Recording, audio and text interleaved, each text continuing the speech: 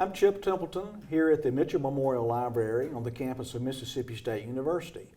This weekend we're having the 16th annual Charles Templeton Ragtime and Jazz Festival, and we're going to have a nice conversation with one of our performers this weekend, and also a very good personal friend of mine. This is Barnhart from Mystic, Connecticut. So welcome, Ann. Thank you, Chip.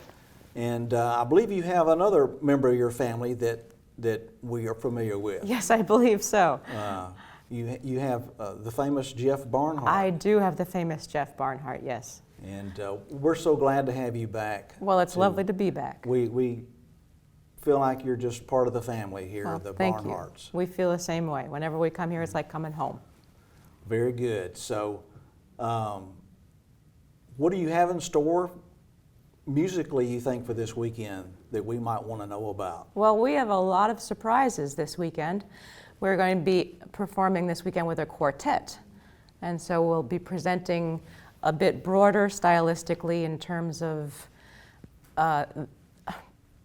timbre and tone. You'll be hearing all kinds of things. Our good friend T.J. Muller will be with us, and he's from the lakes up in England.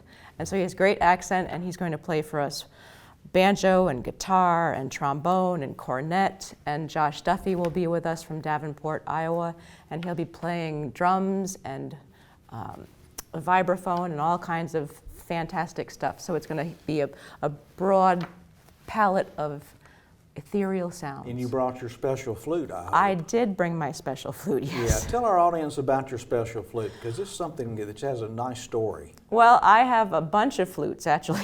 Okay. I have 4 flutes. Okay, well, just tell us about what we need to know. Well, I'll tell you a funny story. I have 4 flutes, and it tells you how old I am because they all have names. And there's Adam, Eve?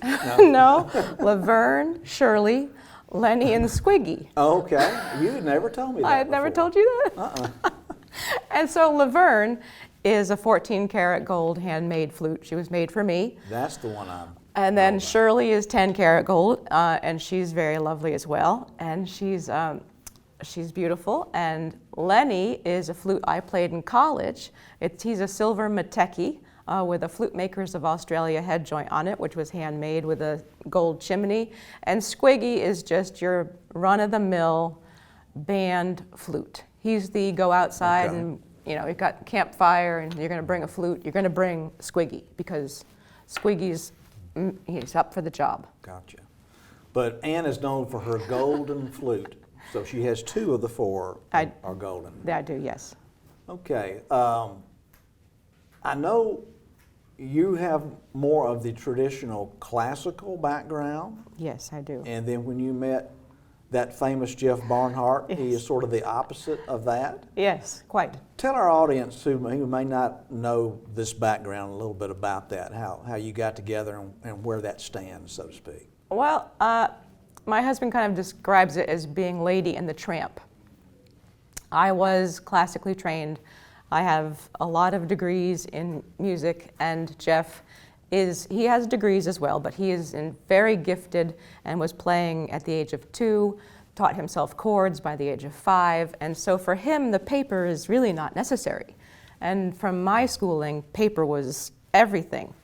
So when we first got together, it was, Lady and the Tramp, how do we do this? And so we went to Ragtime, because Ragtime is a written form of music that he was inherently playing just out of his fingers, and I could read the dots on the page. And so we were able to perform together and grow that way. And over time, I gradually forgot a lot of things that I was taught and broadened my head a little bit.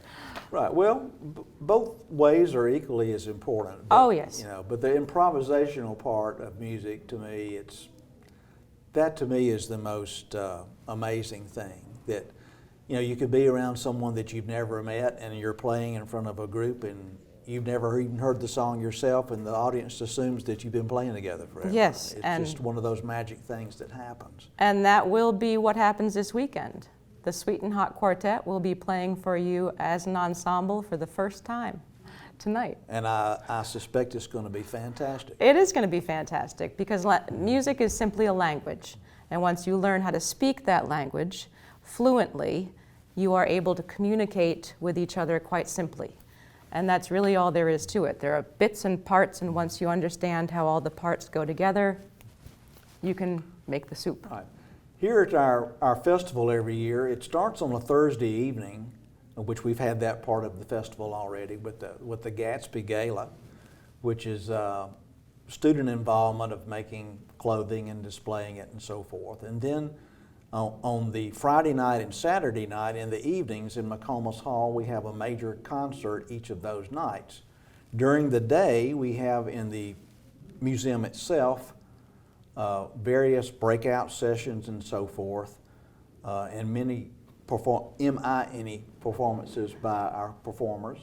There's a lot of things to learn and so forth. I say all that to explain to the audience, if they came on Friday and Saturday night, what might be different or similar to those things that they might come to. Is it like going to a movie and I just see the movie which night I want, or what? How does that? How do we do that? No. I mean, each performance will be individual, and the selections that will be played on Friday night will not be repeated on Saturday. Okay, so if you came both nights, it's completely same performers, but it's a different mix-up of who's coming on first and all that. It's like watching film stars. You one film by so-and-so and then another film by so-and-so. Same actors, but a different screenplay. Okay. Same performers, but different music. Gotcha. Give the audience an example maybe of how you have used the archives here at maybe the sheet music or whatever, or some of your fellow professional performers have used them, and how it might be helpful to a professional or just the average person who wants to go and do some research.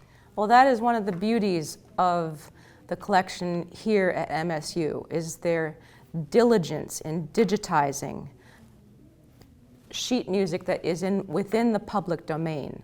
This is so valuable to musicians and historians across the globe, because these sheets are very rare, and once they enter the public domain, they're free for anybody to look at, anyone all over the world. And all you have to do is Google a particular title you might be interested in, or a particular composer, and these websites will come up, and many of them want you to purchase this particular thing, which is already free. And here at MSU, they take the time to put those sheets out there for the world, which is such a valuable resource. It's beyond measure. Well, I'm glad that you find it useful and that others have as well, because that's what we're trying to do here, is to share with the world what they can have from this that might help them in their journey for learning it. Or maybe you need that particular song, and we're the only place that had a copy Absolutely. of it. I can't tell you the number of times I've said, oh, I need a copy of that. Oh, I know where I need to go. Let's go straight there. Very good. Well, let's get all ready for the weekend. Absolutely. And continue it. So, Ann, again, thank you for being here again in Starkville, and we're happy that you and Jeff are always a part of what we're doing. Well, so, thank you very much. Welcome again. Thank you, Chip, and we look forward to tonight and hopefully to see as many people there as possible. Okay, thank you very much. All right, thank you.